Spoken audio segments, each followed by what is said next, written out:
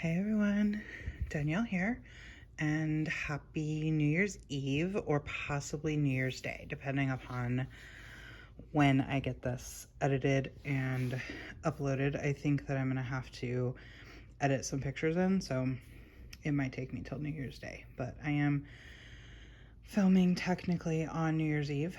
It's about 1 o'clock in the morning on New Year's Eve, so as per the last couple videos, I have not done a lot of stitching. You're looking at it right here. The couple days, I'd say for like 3 days before and at least a couple days after Christmas Eve, I didn't like stitch at all. And then I really wanted to start this. I'm gonna show you, this is part of my Christmas stitchy haul that I thought that I would show you. So I figured I'd show you this first since it's the stitching, and then show you the rest of the stuff I got, which is there. And then I'm also going to talk just a little bit about my plans and for the new year, like as much as I make plans, and then I have some projects that I want to show you as far as like what I'd really like to kind of focus on. And then if I get my life together enough, what I'm going to do is I'm going to sit down and go through my whip list, and I'm going to make a list of like how many whips. I'm hoping to figure out how many whips I came into 2022 with, how many whips I'm leaving 2022 with, and how many of those are like from 2021 and how many of them are from 2022, if that makes sense.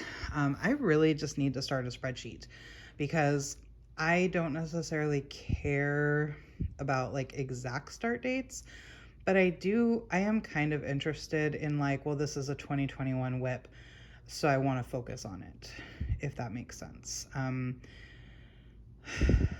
Yeah, so okay, so this is my the stitching that I've done so far, and this is part of my Christmas haul. I'm covering the pattern with the cover. My husband got me this kit. It's a Riolis kit from 123 Stitch. And look how cute those little penguins are. They're so cute.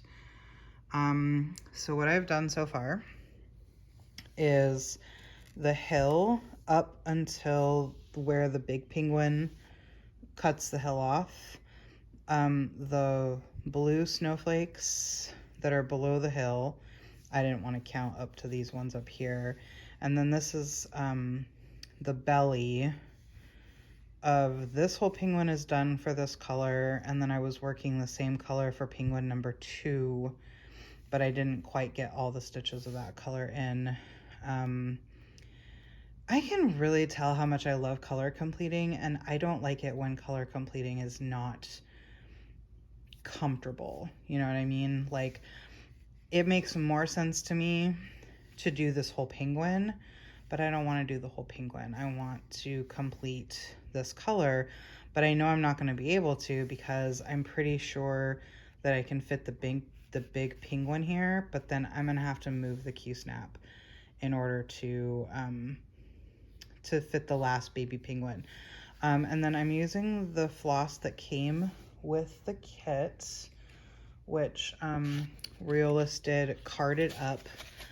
I don't think this is DMC. It feels more like a polyester, not like a cotton, and it feels very thin in comparison to DMC. But I mean, I'm pretty happy with the coverage. I did sub out the fabric. So this is the coverage using 2 strands on 14 count Aida. It is a crystal Aida, which is Picture This Plus's version of opalescent. So it's a crystal opalescent from Picture This Plus called Ariel in 14 count. And yeah, so I love this project, and now that I started it, I just kind of want to push through and finish it because, you know, like little things like this, it feels silly to leave them as a whip. But I do still have trimming the tree and the nutcracker sitting next to me. It's like I haven't given up hope that I'll stitch on them. But I don't know. Like, I just haven't been able to settle. I haven't been, my stitchy bug is just not, my stitchy bug is very lethargic right now. So, but I want to just like finish this one. I would really love to finish it. Obviously that's not going to be a finish before the new year, but that's okay. It'd be nice if it could be my first finish in 2023. Okay, so then my husband got me 2 more kits. He really likes to get me kits. And these all were from my wish list, just to be clear. Like, I don't tend to gravitate to a lot of kits because I typically want to use my own fabric, not the kit fabric, and also hating paper, you know? I'm stitching that one from paper because it's so small. This one is a dimension, so I'll email them for the PDF. I saw this stitched in the shop that I visited in Pigeon Forge, Tennessee, and I thought that it was so cute and manageable for dimensions, and I knew my husband would love it. And I showed it to him, and he did like it, and it was on my 1, 2, 3 stitch wish list. So of course he got me this. He loves Santa. And I was pleased to find that the thread is carded, not like balled up or tied together. And I will probably not use the included Aida. I think this is on an 18 count. Yeah, it's on an 18 count.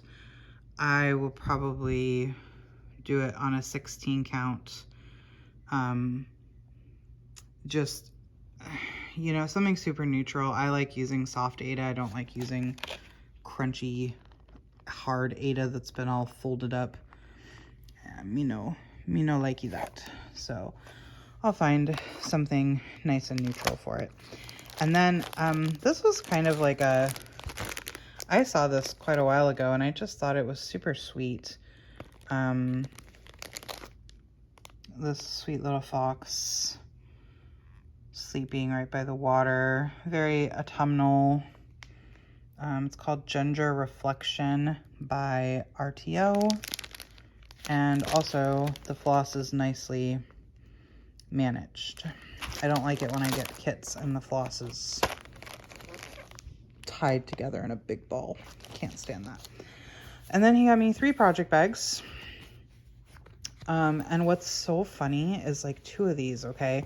So I actually have a junk bag that was made with this exact fabric, which I just thought was hilarious. I was like, and I bought it years ago. I bought it when I was primarily diamond painting.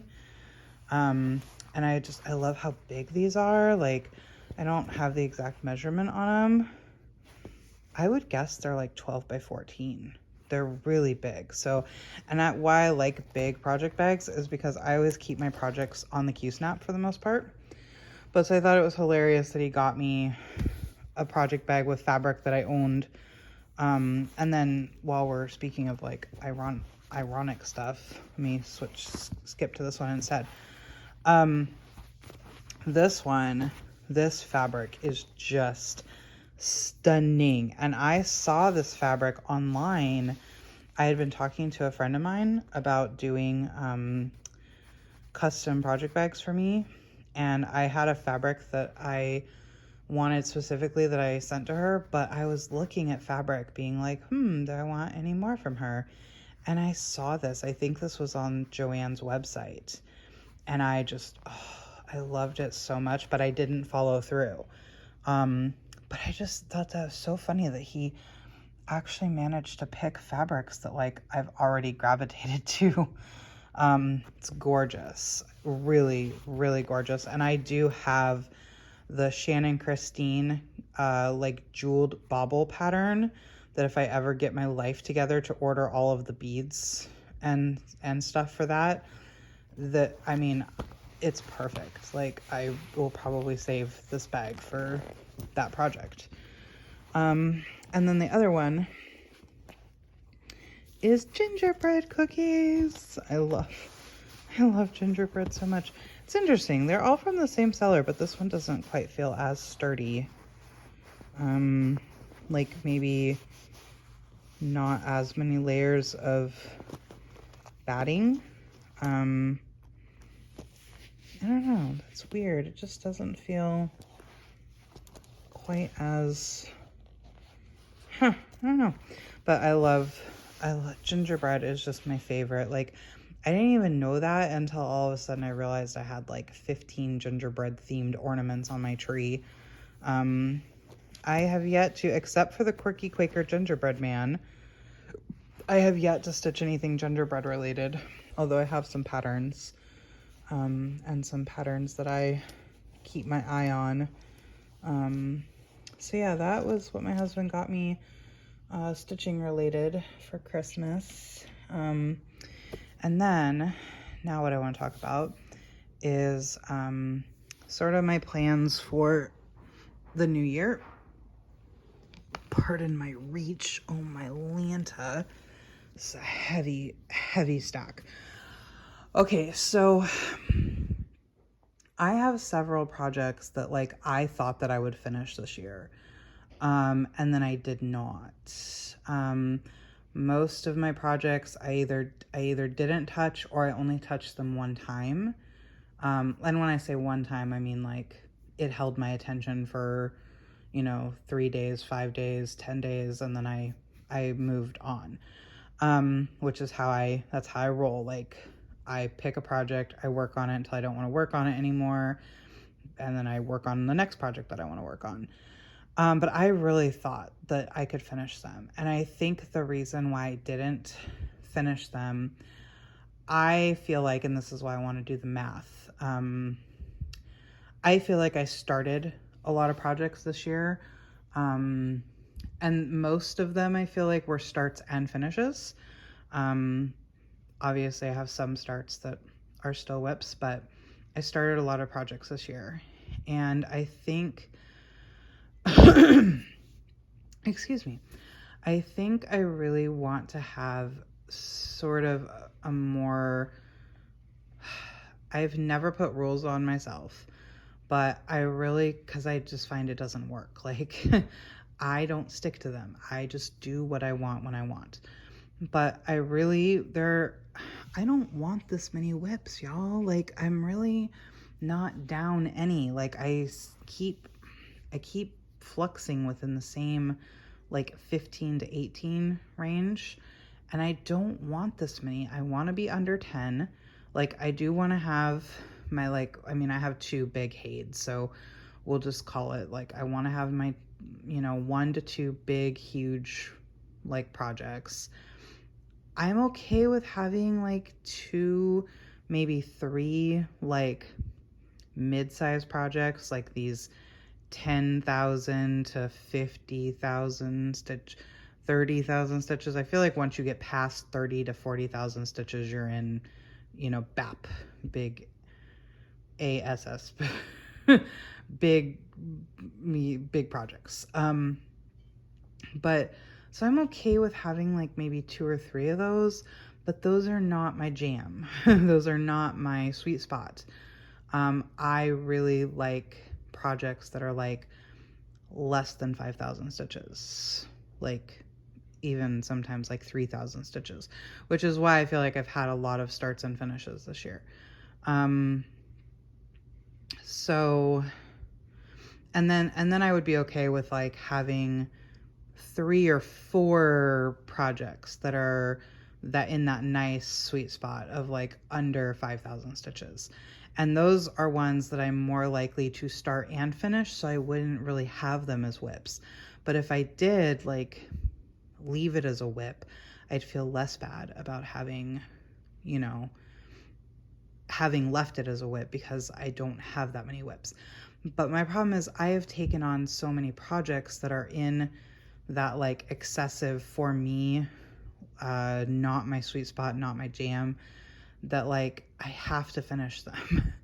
I have to freaking finish them in order for my WIP list to ever come down, right? So I want to show you some projects that I think one or two of these in here. One of these for sure in here is like, I don't know that I can finish it next year. But the rest are like, I want to finish this project next year. Like, I should have finished some of these this year. And it was my intention and goal to finish them this year. But I did not. So these are projects I really want to give good attention to. So this is where I think I'm going to have to edit some photos in. So this is my, well, actually, so this is, I just call it my Orca project. I bought this up at a shop in a little east of Seattle. And, okay, I'm not going to take it out, but I'll show you what I'm going to do with it. So, I mean, I've done a lot on this. I think I still have somewhere between like 5,000 stitches left on it. I'm not sure. But I am only stitching. I'm not stitching this whole thing. I'm only stitching the Orca and some of the water. I'm not stitching all of the water.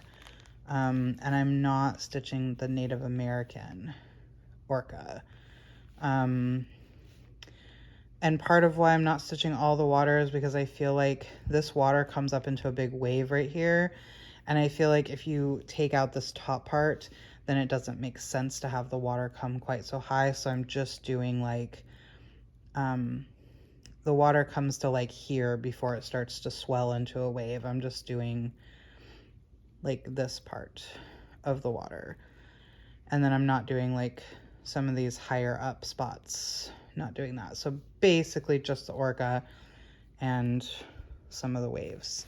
So yeah, I had wanted to finish this before it turned a year old, but I did not because I only worked on it. Well, actually, so even though I started this in 2021, I restarted it in 2022. I only had like 40 stitches in it. So when I do my list, I'm not going to count this as a 2021 WIP because again, I put 40 stitches in it, walked away from it, came back 6 months later, and by that point it was 2022, and I restarted it on this fabric. So it was a restart. So that I would really like to finish. Y'all, this is going to be difficult. There might be editing for the simple fact that I may need to put this phone down in order to, the fraying is real. This should be a finish the next time I work on it because I only have about a quarter of the pattern left. This is the Bendy Stitchy Designs Drama Llama sampler. And like I said, the next time I work on it, I just have the border, you know, like the border here is not very thick, an alphabet and a set of numbers, a 0 through 9, and then the rest of the quote. So it'll say, "No time for drama, this patriarchy won't dismantle itself." So I have "won't dismantle itself," and then I have a full alphabet and a 0 through 9, and then like there's some little doodads and then the border. But yeah, this is 75% complete. And again, this was one I really wanted to finish this year. It was started in 2021 on my birthday and should not have taken me more than a year. It is definitely the project that I reach for when there's like some kind of social injustice thing going on. I stitched on it, the last time I stitched on it was shortly after Roe v. Wade was overturned, and I don't think so that was in July. I mean, the decision was in June, but I stitched on it in July. And I will be replacing this WIP though, because I have several pieces that I call them my protest pieces.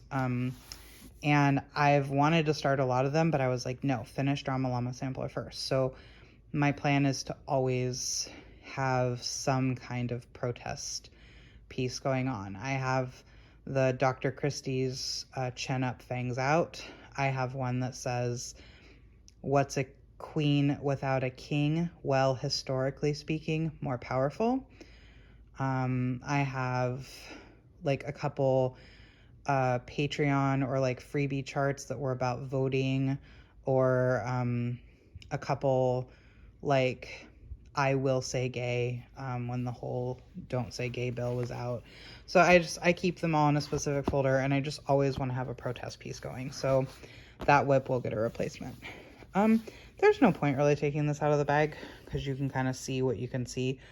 This is Modern Folk Embroidery Spirits of the Dead, the inverted version, which means, so the original version was stitched on like a tan fabric with a black floss, but this version is inverted, so everything that had been tan fabric is now white stitches. And I'm doing this on a 14 count, was supposed to be 16 count. I think it's going to be okay. I hope it's going to be okay. I know it'll fit this way because this is the edge. Actually, yes. I think I took myself to the edge. I think I did. In fact, that should be why there's a gap there. Because this line goes down into a box and that line is the border. So yeah, this is the edge.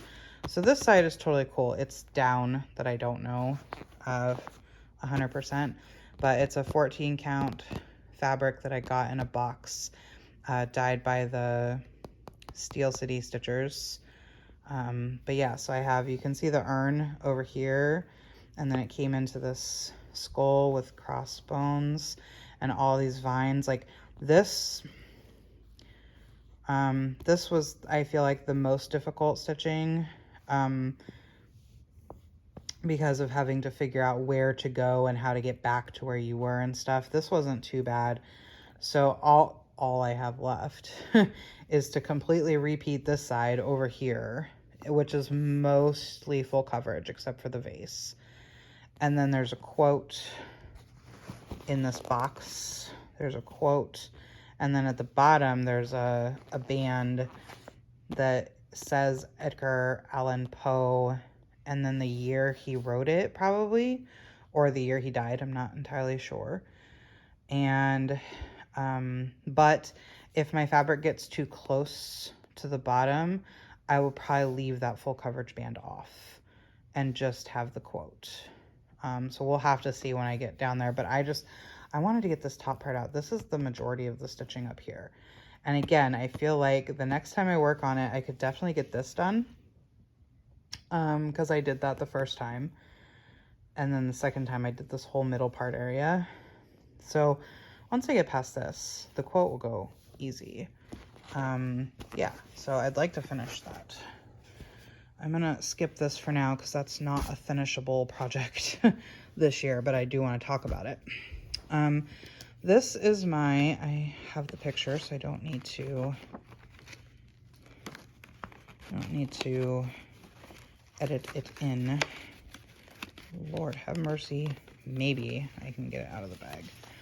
So this is, oh, missing a needle. Probably fell off in the bag. Excellent, excellent. This is called, mine's a little chopped up because I had to scan my pattern, so I cut it. So this is called Moon Glow, and it's by Nora Corbett. And this is part of the Embrace the Fold Sal, hosted by Misfit Stitches on Instagram and also on FlossTube. And, you know, I had seen this pattern and I thought it was pretty, but it didn't really speak to me. And then something about the way that Allie talked about it, I just kind of became more enamored with it. And I went to like great lengths to pick this fabric, and like I just didn't have anything that I really liked. And so this is how far I got in just one. I only worked on this once, and I got this far. I despise these doodads I enjoyed stitching the moon, but I despise the little star doodad things, to a point where I couldn't do more. I basically did like all of these ones, but I left a few. There's some single stitch ones. Yeah, those might be beads actually, but there's more on the other side where the vines are over here. But I was just like, I have to come down to her hair. I can't keep going with this with these doodads. So I worked my way over to the moon and her hair, and then down to her hair. I worked this vine as far down as I could until I met the Q-snap. So my plan is to, you know, fill the Q-snap and then move down. This little blanket or bed of flowers that she's laying on is kind of a beast, or sitting on. But I do hope that I feel like this is a manageable finish. It's not that many stitches. It's a little bit beyond my normal comfort zone. Oh, that was my elbow popping. It's a little bit beyond my comfort zone. I think it's maybe 6,000 something or 7,000 something stitches. But it should be manageable enough that I can finish it. And then the last one that I really thought that I would have finished this year and didn't. Hold, please. Okay.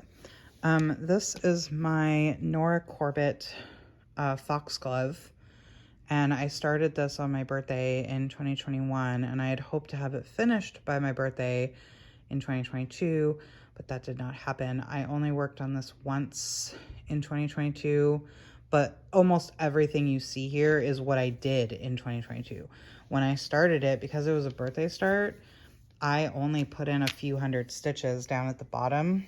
And then when I picked this bad boy up in January, I stitched on it for like 10 or 11 days, and I put in like 3,000 stitches. I mean, I went ham on this thing when I picked it up. I was so into it. So I think there's still like 8,000 stitches. So it is still fairly substantial. I think the whole pattern is like close to 11 or 12,000 stitches. But it's just so pretty and I love it. And I have a series of 3 that I would like to do in her, this is her like where all the dresses look like flowers series. So I also want to do Snapdragon, and I want to do Geranium. And I own the patterns, but I didn't kit them up because I was like, I'm not giving myself permission to kit them up until I finish my first one. So yeah, that is, well, here, we're just gonna leave that here because I'm running out of room next to me. So then the last one I want to talk about, I don't think this is a finish in 2022, but it's one that I'd like to make good progress on because there's a thing happening you probably already know. So this is my Trans Pride tapestry by D's 20 Stitches and Kari of Uncanny Kari. Actually, I guess I don't need to unfold. Well, but the fabric's pretty. I was gonna say, I guess I don't need to unfold the whole thing, but the fabric's so pretty. And I might be able to count this as a restart too, because I did restart it in 2022, although I had started it in 2021. But this fabric was just perfect because, of course, the blue and the pink, the unicorn is white, blue, and pink. The Trans Pride flag colors are blue and pink and white. I think it's like just barely big enough, top to bottom. I know it's okay left to right. Hopefully past Danielle left future Danielle enough margin, because I'm looking at that thinking I could have started further up than I did. We'll have to see. But okay, so again, this is Trans Pride Tapestry, D's 20 Stitches and Uncanny Kari. And when I restarted this was in June of 2022, during Stitch for Pride. And Dee did the most fabulous job of putting together learning prompts and stitching prompts for Pride in June of 2022. And it was just the most, I did the learning every day. Well, like I didn't do it every day, but I did every day's worth of learning by the end of the month. And I didn't always do the stitching prompts because, again, I don't put rules on myself. I stitch on what I want to stitch on. But if the prompt happened to fit what I was stitching, then I would share my stitching along with the post. And basically, like, I posted every day every day's worth of prompts to Instagram, just sort of like recapping what I learned or how I felt about what I learned. And I did all this work on Trans Pride Tapestry in June.